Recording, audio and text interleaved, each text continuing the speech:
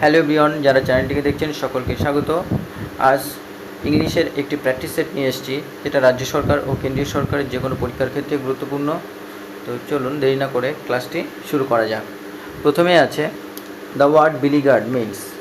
বিলিগার্ড means এর অর্থ হলো অবরুদ্ধ। অবরুদ্ধ।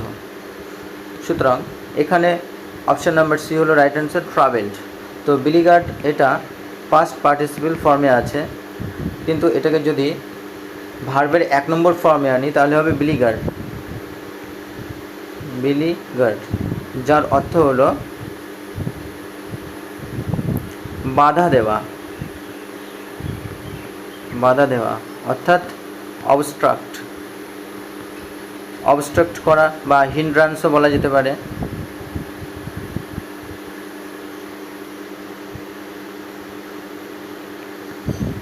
Next, find the appropriate synonym of the word indefatigable. ইনডিফ্যাটিগেবলের অর্থ হলো অক্লান্ত। অক্লান্ত। তাহলে এখানে অপশন নাম্বার এ হলো রাইট অ্যান্সার, টায়ারলেস, যেটা ক্লান্তহীন বা অক্লান্ত।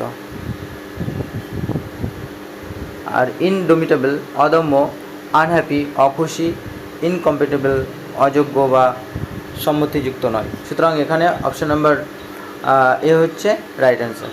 Next, the detective suddenly dash a useful clue.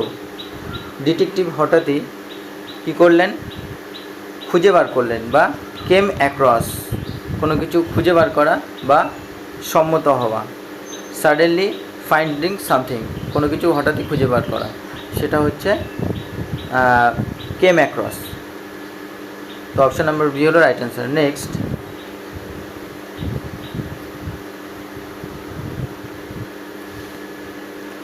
the tranquility and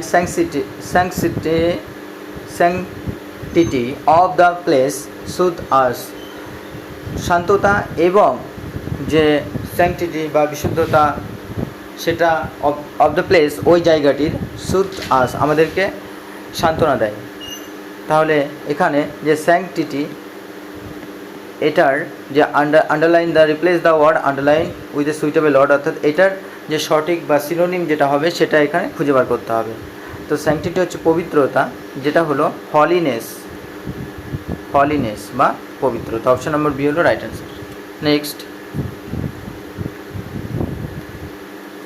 correct the following sentence and choose the right answer. We had গান two the movies last night. তো গত রাতে আমরা মুভিতে গিয়েছিলাম। উই হ্যাড গান, এখানে কিন্তু অতীতের কোনো একটা ঘটনাকে বর্ণনা করা হচ্ছে বা বলা হচ্ছে। সুতরাং সেক্ষেত্রে নর্মালি যে পাস্ট টেন্স সেটাই ব্যবহার করতে হবে। তো এটা হবে we went to the movies last night. Option number B হলো right answer. Next, select the right answer. My watch is 5 minutes। তো এখানে অপশান নাম্বার এ হবে রাইট অ্যান্সার, স্লো। স্লো মানে দেরি, পাস্টও হবে না, লেটও হবে না এবং লেটলিও হবে না। অপশান নাম্বার এ হলো right answer. Next,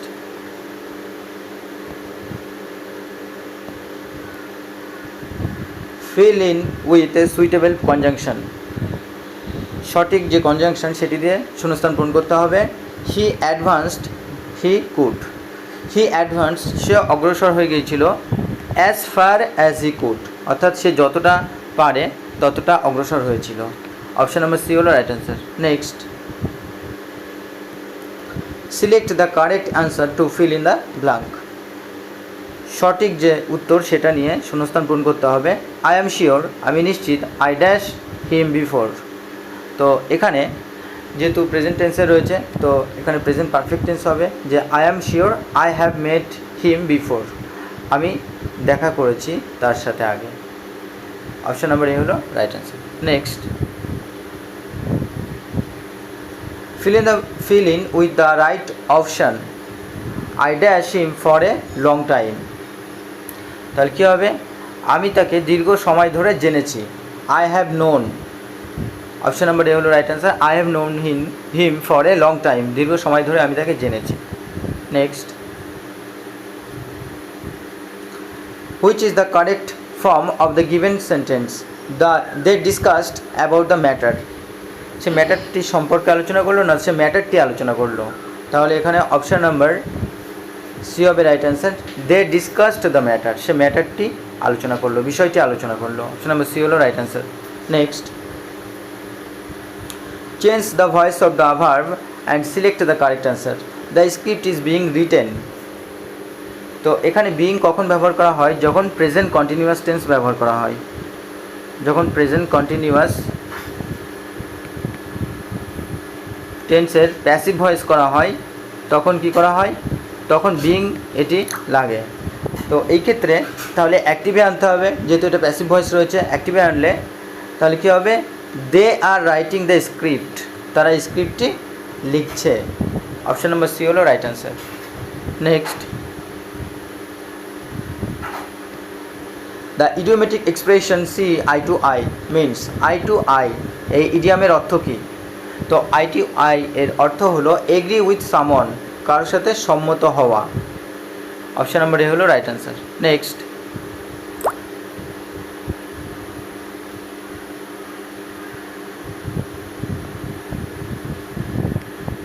ornithology the study of.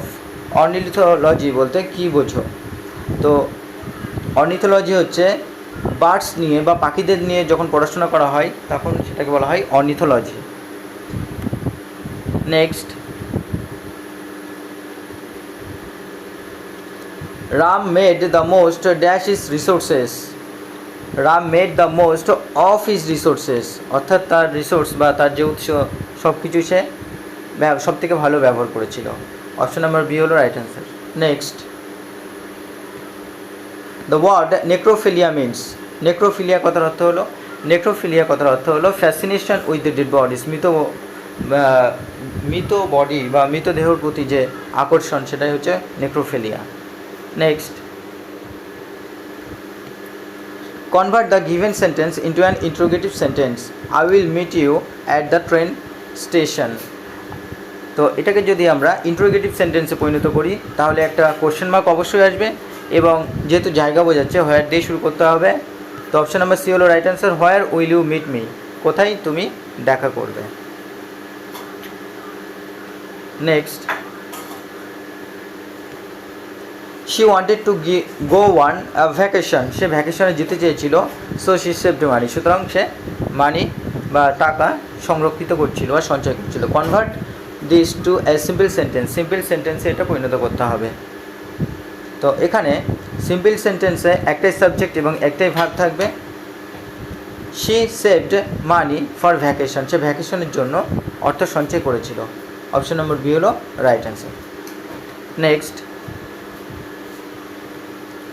Convert the given sentence into a simple sentence. Simple সেন্টেন্সে পরিণত করতে হবে। Pancakes are delicious but not without syrup. Pancakes সুস্বাদু কিন্তু সেটা সিরাপ ছাড়া নয়। তাহলে কী হবে? যে pancakes are delicious only with syrup, শুধুমাত্র সিরাপ দিয়ে প্যানকেকটা ডেলিশিয়াস বা সুস্বাদু লাগে। অপশন নম্বর বি হলো রাইট অ্যান্সার।